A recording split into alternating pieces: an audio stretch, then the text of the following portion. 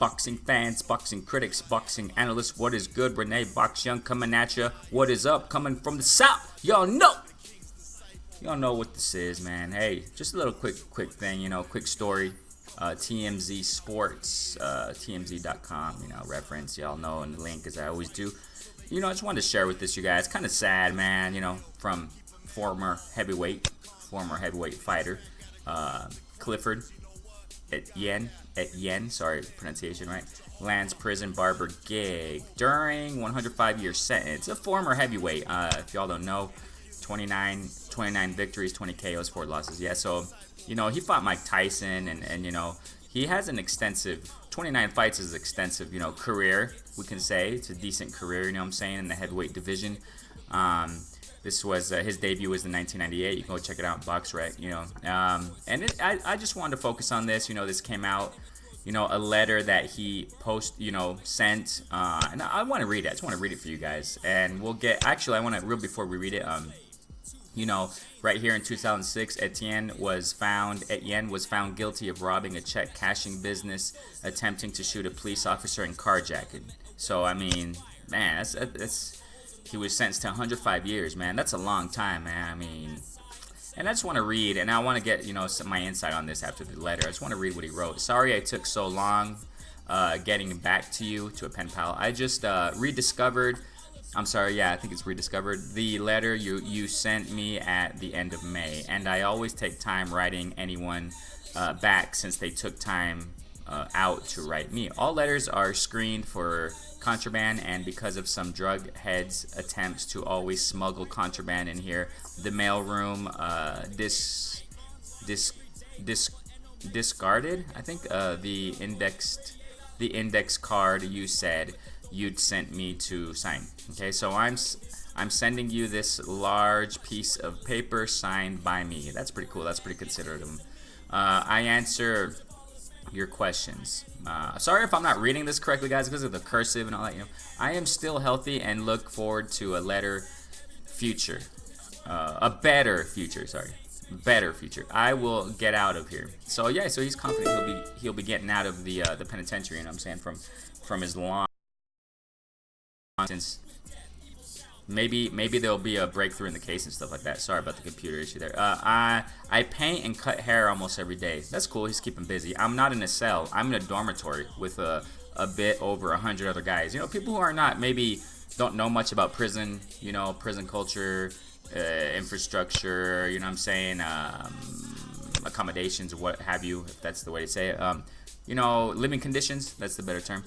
So here he's in a dormitory, with that type of a sentence. I don't know the details, man. I don't know if it's a maximum, I don't know, but in a dormitory, he has a little bit of freedom, so he's not in a cell. That's good to know, with a bit over 100 other guys. And I do watch TV sometimes, so he has access to TV and stuff like that. That's cool. Mostly news and sports. I have a TV in the barber shop when I work, so my whole boxing career was an interesting story. I started writing a book about it. Wow, expect a book coming soon from the former heavyweight, but haven't finished. Fighting Mike Tyson was just like fighting the other 30 plus fighters I fought.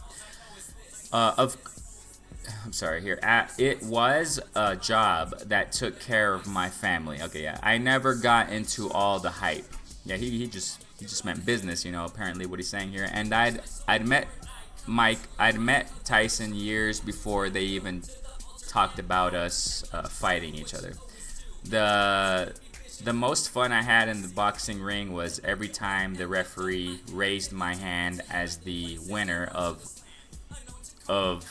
all that hard training. Okay, so you take care, etc. Best wishes and stuff like that. So I just wanted to read this, and my insight on this is that I want to share. It's sad, man, because it's known, man, that boxers, not all of them, but quite a bit of them come from hard backgrounds, from the gutter, from the ghetto, just for example, AB, y'all know him, right? Adrian Broner, where he come from, his upbringing, it wasn't a favorable upbringing.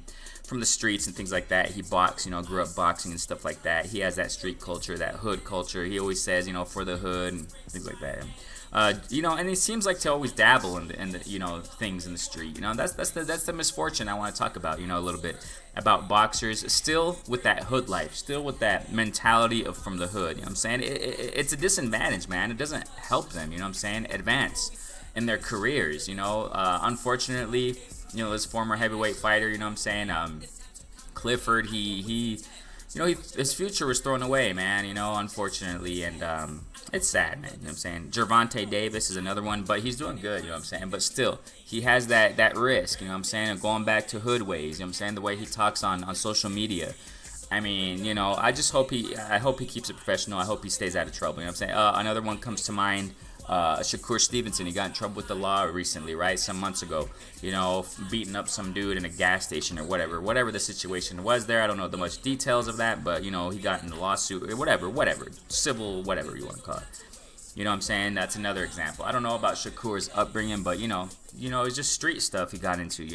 Edwin Valero, former, if I'm not mistaken, lightweight champion. What I'm saying? I think he was undefeated back. It was years ago.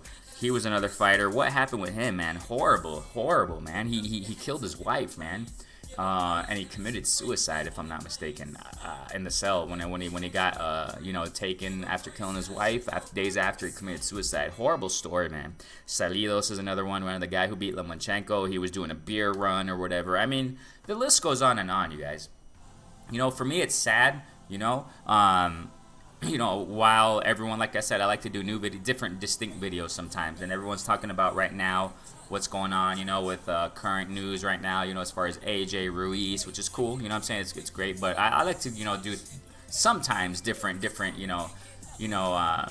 insight and different things in boxing, what I'm saying, and videos, content, and it's sad to see, that's a long sentence, man. Clifford has a long sentence, and I'm sure he would have done good, what I mean, if he just stayed out of that, Mike Tyson's another one. Yeah, speaking of Mike Tyson, what I'm saying? Yeah, so he fought Mike Tyson. So Mike Tyson's another example of how, his just career to a certain extent went downhill, after he started getting into drugs and, just living that life. Mike Tyson also has a hard upbringing. It would be nice to have, like, I wouldn't say psychologists, but, like, counselors, what I'm saying? People who guide these boxers, man. They need that, what I'm saying? Especially those who come from the streets, a lot of we see nowadays boxers have their fathers coaching them and training them, which is cool. They guide them and they train them, they help them, they give them guidance in that father figure. Like Devin Haney, right? Porter. Teofimo Lopez. There are several. If I'm not mistaken, Guerrero, right? The Ghost. I think that's his name. He fought Mayweather years ago. I forgot his first name, but yeah, his dad also. Even though his dad is not maybe the most ideal, I mean, but because his dad even looks like he's kind of like street guy, but it's all good, whatever, But I don't judge him. But what I'm getting to is that it's good to see father figures, fathers training their kids, what I'm saying, in boxing. The Grandy twins, shouts out to them, his dad, he's bringing them up the right way, and he's giving that positive message, that positive role model, being a positive role model to his kids and to youth, what I'm saying, and that's what boxers need, man. They need guidance, what I'm saying, because all that fame and success, they get all this money, what are they going to do with it, man? They just start living it up, living the high life, what I'm saying, and it just goes downhill a lot of times from there if they don't have self-control, if they don't have discipline, what I'm saying, so, I just wanted to break this with you, what I'm saying, look like he's doing good. It looks like Clifford's doing good in prison, but it's sad, what I'm saying? I think it's sad. Maybe people look at it differently. There are positive aspects to it as far as, his living conditions.